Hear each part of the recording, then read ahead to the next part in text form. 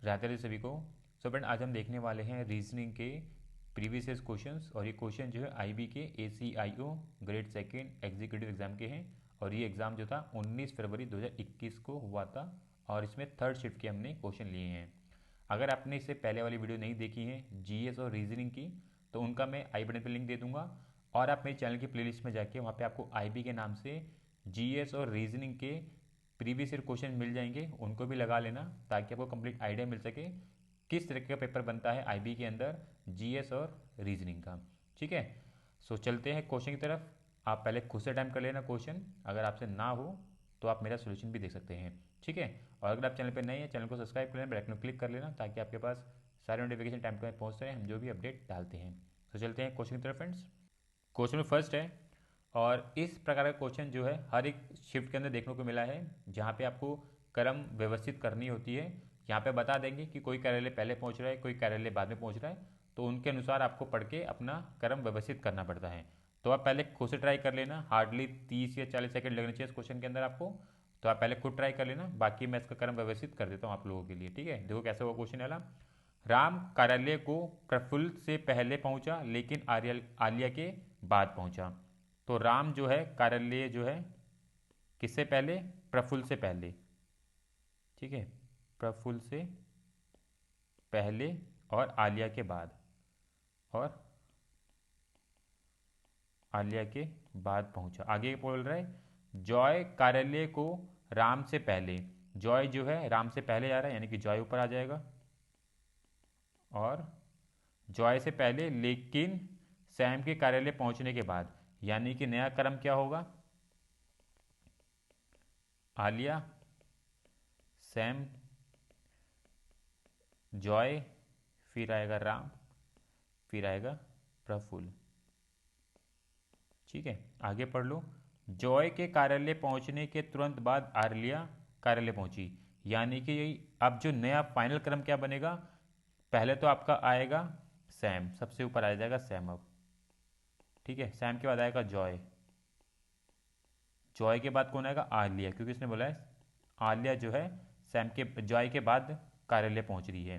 तो यहाँ पे आ जाएगा आलिया, फिर आएगा राम, और फिर आएगा प्रफुल्ल। इस प्रकार से हमारा नया क्रम बैठेगा। तो पूछ क्या रहे हैं, सबसे पहले कार्यालय कौन पहुंचा, तो अगर आप देखोगे सैम जो है सबसे पहले कार्यालय पहुंचा है, इसका राइट आंसर होगा। तो हार्डली 30 सेकंड आपको ध्यानपूर्वक पढ़ना है, फोकस रखना है एग्जाम के ऊपर। 30 सेकंड के अंदर एक क्वेश्चन आपका हो जाएगा। ठीक है, तो ऐसे क्वेश्चन आपको देखने को मिलेंगे, तो प्रैक्टिस कर लेना आप। ठीक है, चलते हैं नेक्स्ट क्वेश्चन की तरफ। क्वेश्चन में सेकंड है, और यहाँ पे आपको आकृति श्रृंखला पूरी करनी है, अगली आकृति कैसी बनेगी आपको बताना है। तो बेसिकली ईजी रहेगा, कोई टफ तो होगा नहीं क्वेश्चन आप लोगों के लिए, मुझे लगता है। यहाँ पे आपको देख सकते हो किस तरीके से जो एरो का रोटेशन हो रहा है, यहाँ पे कहाँ पे आता है सेकंड वाली में, थर्ड वाली में देखो कहाँ पे आ गया है। तो आपको बस ये देखना है कि फोर्थ वाली में कैसे बनेगा। तो ऐसे क्वेश्चन जो टफ नहीं रहेंगे, आपको बस ध्यानपूर्वक देखना है, और किस प्रकार से जो रोटेशन होगा बनेगा वो आपको बताना है। यहाँ पे राइट आंसर क्या है, फोर्थ है, तो आप देख सकते हो। ठीक है, चलते हैं नेक्स्ट क्वेश्चन की तरफ। क्वेश्चन में थर्ड है, और यहाँ पे आपको श्रृंखला पूरी करनी है कि कौन सा आगे पद आने वाला है, आपको बताना है। देखो कैसे करना है, क्वेश्चन काफ़ी अच्छा क्वेश्चन है ये। देखो यहाँ पे क्या कॉम्बिनेशन बना है, आपको दिखाता हूँ क्या लॉजिक लगेगा यहाँ पे। यहाँ पे देखो P का संबंध है Q के साथ, यानी कि नेक्स्ट वाले लेटर के साथ। उसी प्रकार Q का संबंध है R के साथ, R का संबंध है S के साथ। तो नेक्स्ट लेटर क्या होगा बताना है। अगर यहाँ पे आप डिफरेंस देखोगे लेटर्स के बीच में क्या मिलेगा, 1 +1 +1 +1। तो यानी कि यहाँ पे +1 जाएगा, तो नेक्स्ट लेटर क्या मिलेगा हमें, अगर हम एक आगे जाएं तो हमें मिलेगा क्या, टी। तो यहाँ पे आएगा टी। अगर हम टी देखें ऑप्शन में, तो हमें दो ही ऑप्शन मिलेंगे टी वाले, वो हैं सेकंड और थर्ड, यानी कि पहला और चौथा हमारा आंसर नहीं होगा। उसी प्रकार हम आगे चेक करें तो क्यू का संबंध होगा टी के साथ, टी का संबंध होगा डब्ल्यू के साथ, और डब्ल्यू का संबंध होगा जेड के साथ। तो नेक्स्ट लेटर क्या होगा हमें बताना है। तो यहाँ पे अगर आप डिफरेंस चेक करें तो कितना मिलेगा हमें, डिफरेंस मिलेगा 3 लेटर का, यानी कि +3 करेंगे क्यू में तो हम टी पे पहुँच जाएंगे। उसी प्रकार टी में हम +3 करेंगे तो डब्ल्यू पहुँच जाएंगे, डब्ल्यू में हम 3 प्लस करेंगे तो जेड पे पहुँच जाएंगे, तो जेड में हम 3 प्लस करेंगे तो हम कहाँ पहुँच जाएंगे, हम पहुँच जाएंगे सी पर। तो ऑप्शन चेक कर लो कहाँ कहाँ दे रखा है।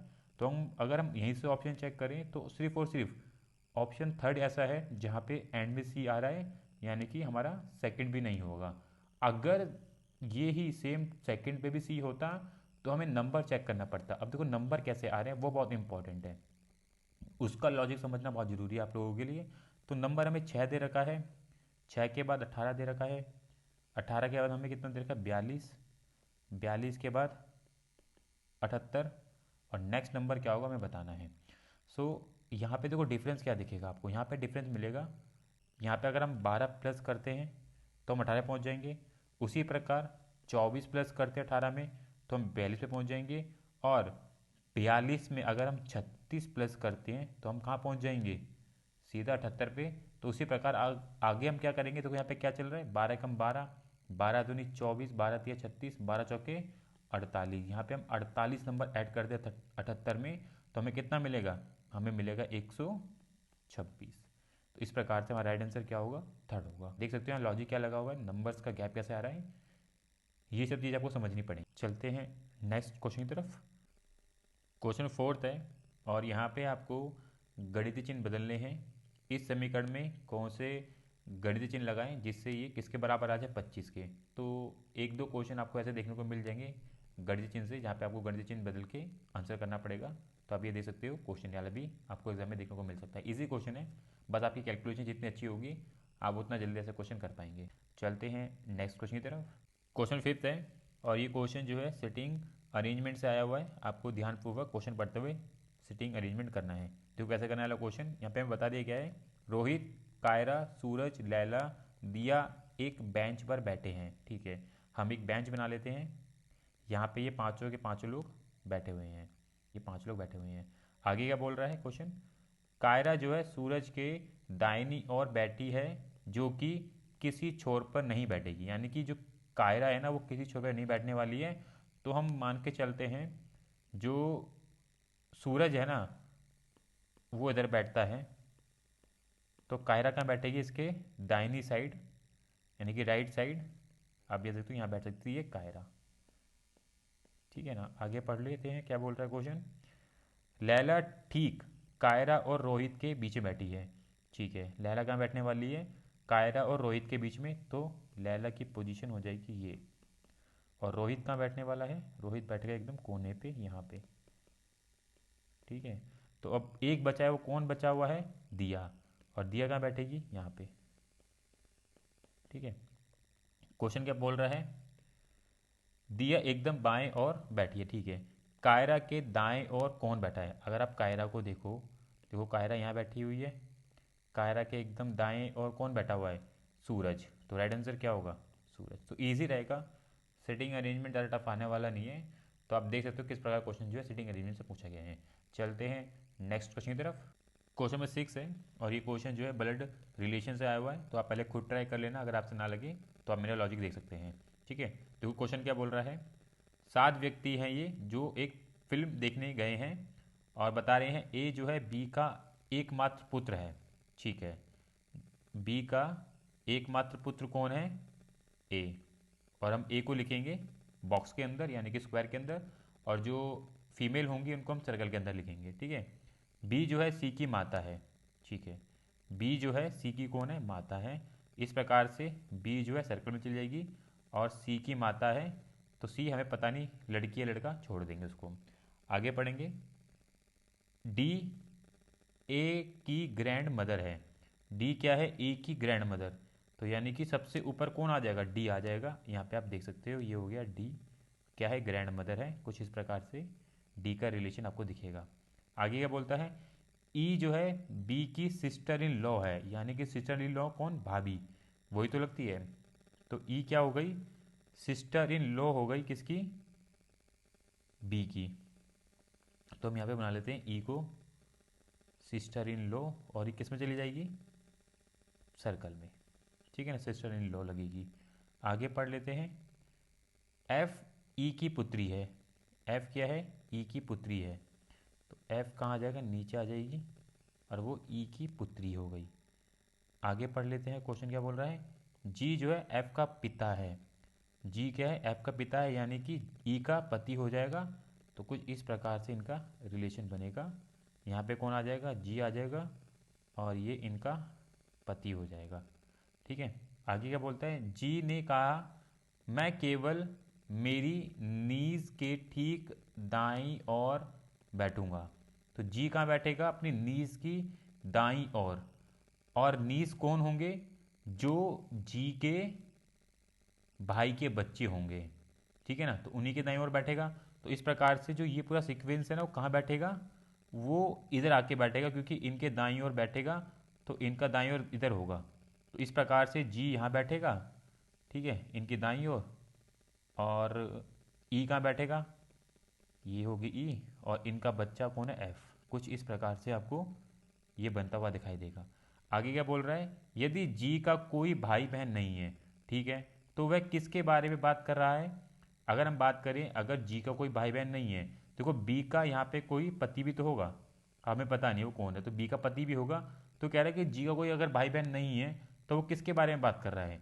तो जी जो है, अब यहाँ पे बताए थे ना, नीस के बारे में बात कर रहा है। तो वो किसके नीस के बारे में बात कर रहा है? वो सी के बारे में बात कर रहा है, क्योंकि उसी के वो दाएं में बैठा हुआ है, इसलिए इसका राइट आंसर क्या होगा? सी होगा। आप यहाँ देख सकते हो, थोड़ा टफ क्वेश्चन है, तो आप थोड़ा सा अंडरस्टैंड करना, आपको समझना पड़ेगा, उसके बिहार पे आप इसका आंसर कर सकते हैं, ठीक है। बाकी डायग्राम कुछ इस प्रकार से बनेगा इसका, ठीक है। चलते हैं क्वेश्चन नंबर 7 की तरफ। क्वेश्चन नंबर 7 है, और ये क्वेश्चन जो है वैन अरेक से आया हुआ है। और देखो क्वेश्चन क्या बोल रहा है? जो फेसबुक, इंस्टाग्राम, ट्विटर जैसे विभिन्न सोशल मीडिया का उपयोग करते हैं, कितने छात्र या तो फेसबुक या ट्विटर या दोनों का उपयोग करते हैं परंतु इंस्टाग्राम का उपयोग नहीं करते हैं? तो ऐसे कितने छात्र हैं जो फेसबुक, ट्विटर या दोनों का प्रयोग करते हैं पर इंस्टाग्राम का प्रयोग ना करते हो? ऐसे कितने छात्र हैं? तो अगर हम यहाँ पे देखें, ये फेसबुक का हो गया, ये ट्विटर का हो गया, और ये इंस्टाग्राम का हो गया। तो हमें जो इंस्टाग्राम वाले सर्कल को नहीं लेना है, यानी कि ये आप नंबर कोई सा नहीं लोगे। जो किसके अंदर आ रहा है? इंस्टाग्राम के अंदर आ रहा है ना, वो नंबर आप कोई सा नहीं लोगे, ये पूरा कट कर देंगे हम। ये नंबर नहीं आएगा कोई से भी। बचे कितने नंबर? आपको कितने नंबर दिख रहे हैं बचे हुए? अब आपको हमें 3 नंबर दिख रहे होंगे। अब कौन कौन से? एक तो हो गया 80, एक हो गया 18, और एक है 100। तो ये बस 3 नंबर हैं जो हमें आंसर देंगे। तो इनका अगर हम प्लस करेंगे तो कितना मिलेगा हमें? 198। वही इसका राइट आंसर है, ठीक है। तो इजी क्वेश्चन है, आराम से हो सकता है। चलते हैं नेक्स्ट क्वेश्चन की तरफ। क्वेश्चन नंबर 8 है, और यहाँ पे आपको कूट भाषा से क्वेश्चन पूछा गया है। ये भाषा लिख दी गई, इसका कूट लिख दिए गए हैं। तो इस वाले भाषा का क्या कूट बनेगा आपको बताना है। तो बहुत इजी क्वेश्चन है, टफ नहीं, आपको देखते समझ आ चुका होगा कि यहाँ पे नंबर लिए गए हैं, जो लेटर जो से नंबर पे आते हैं, जैसे कि एस जो है 19 पे आता है, एम 13 पे आता है, बस वही नंबर लिए गए हैं। तो आप ये क्वेश्चन ईजिली कर सकते हो। तो देखो आईबी के अंदर ना, रीजनिंग के सेक्शन में मान के चलें 4 या 5 क्वेश्चन ही आपको टफ मिलेंगे। बाकी इतना टफ नहीं आने वाला है रीजनिंग का पेपर, ठीक है ना। 4 या 5 क्वेश्चन मान के चलो, वहाँ पे आपको एफर्ट डालने पड़ेंगे। अदरवाइज 15-14 क्वेश्चन ऐसे होंगे कि हाँ, एक नज़र में देखोगे 30-40 सेकंड के अंदर हो जाएगा। 4 या 5 क्वेश्चन होंगे जहाँ पे आपको टाइम देना पड़ेगा, ठीक है ना। चलते हैं नेक्स्ट क्वेश्चन की तरफ। क्वेश्चन नंबर 9 है, और यहाँ पे आपको श्रृंखला पूरी करनी है, लुप्त पद कौन सा होगा बताना है। तो आप ये कर सकते हो, मुझे लगता है टफ क्वेश्चन है, अगर आपसे ना हो तो कमेंट में बता देना, ठीक है। चलते हैं क्वेश्चन नंबर 10 की तरफ। क्वेश्चन नंबर 10 है, और यहाँ पे आपको रिलेटेड शब्द बताना है। जिस प्रकार हम फ्लावर को बुके बोलते हैं, यानी कि फूलों के गुच्छों को हम क्या बोलते हैं? बुके बोलते हैं। तो कैटल यानी कि पशुओं के समूह को हम क्या बोलते हैं? हर्ड बोलते हैं। इसका राइट आंसर क्या है? ऑप्शन 4 है, ठीक है। चलते हैं नेक्स्ट क्वेश्चन की तरफ। क्वेश्चन नंबर 11 है, और यहाँ पे आपको गलत पद बताना है। इन नंबर में कौन सा गलत पद है आपको बताना है इनमें से। तो मैंने गलत पद से, रॉन्ग नंबर से पूरा सेपरेट वीडियो बना रखा है, तो उसका मैं आई बटन पर लिंक दे दूंगा, आप क्लिक करके वो वीडियो देख सकते हैं। तो किस तरह के क्वेश्चन बनते हैं रॉन्ग नंबर से, आप इजीली कर सकते हैं, ठीक है। देखो यहाँ पे रॉन्ग नंबर कैसे निकाला जाएगा, मैं आपको दिखाता हूँ। यहाँ पे हमें नंबर दे रखा है 82, 64, 492, 2450 और 17,220। सो यहाँ पे जो डिफरेंस अगर आप देखें, और किस तरीके से हम 82 से 164 पहुँच रहे हैं, इन्होंने क्या करा है, यहाँ पे कर रहे हैं प्राइम नंबर से मल्टीप्लाई, यानी कि 82 को मैं 2 से करूँ मल्टीप्लाई, तो मुझे कितना मिलेगा? 164। उसी प्रकार अगला प्राइम नंबर क्या होगा? 3। तो 164 को मैं 3 से मल्टीप्लाई करूँ तो मुझे कितना मिलेगा? 492। उसी प्रकार 492 को मैं करूँ किससे? प्राइम नंबर 5 से मल्टीप्लाई, तो मुझे कितना मिलना चाहिए था? मुझे मिलना चाहिए था 2460। इन्होंने कितना ले रखा है 2450, इसलिए इसका राइट आंसर क्या है फर्स्ट वाला है। तो बेसिकली रॉन्ग नंबर से आपको एक दो क्वेश्चन देखने को मिल सकते हैं, तो थोड़ा सा लॉजिकली आपको वहाँ पे सोचना पड़ेगा इस तरीके से। ठीक है, चलते हैं नेक्स्ट क्वेश्चन की तरफ। क्वेश्चन नंबर 12 है और ये क्वेश्चन जो है कथन निष्कर्ष से आया हुआ है, और कथन निष्कर्ष से आपको दो क्वेश्चन देखने को मिल सकते हैं। ठीक है, तो प्रैक्टिस कर लेना, फ्री के नंबर होंगे, आराम से क्वेश्चन किए जा सकते हैं। देखो यहाँ पे कैसे डायग्राम बनेगा, पहले हम डायग्राम बनाएंगे कथन को पढ़ के। कोई भी पी एक्स नहीं है। ठीक है, कोई भी पी जो है क्या नहीं है, एक्स नहीं है, यानी कोई रिलेशन नहीं इन दोनों के बीच में। कोई भी आर, कोई भी आर क्या नहीं है, पी नहीं है। ठीक है, कोई भी आर पी नहीं है, कुछ इस प्रकार से डायग्राम बनेगा। निष्कर्ष क्या बोल रहे हैं, पढ़ लेते हैं एक बारी। कुछ एक्स पी नहीं है। अगर हम देखें कुछ एक्स पी नहीं है, हमें पहले बताया गया है कोई भी पी एक्स नहीं है, तो कुछ एक्स पी कैसे हो सकते हैं, यानी कि ये कथन जो है पहले वाला अनुसरण करेगा, राइट आंसर राइट होगा। ठीक है, सेकंड पढ़ लो।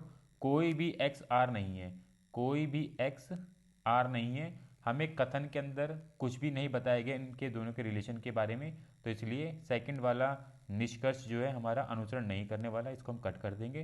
तो इस प्रकार हमारा एक ही निष्कर्ष अनुसरण करेगा, वो होगा पहला।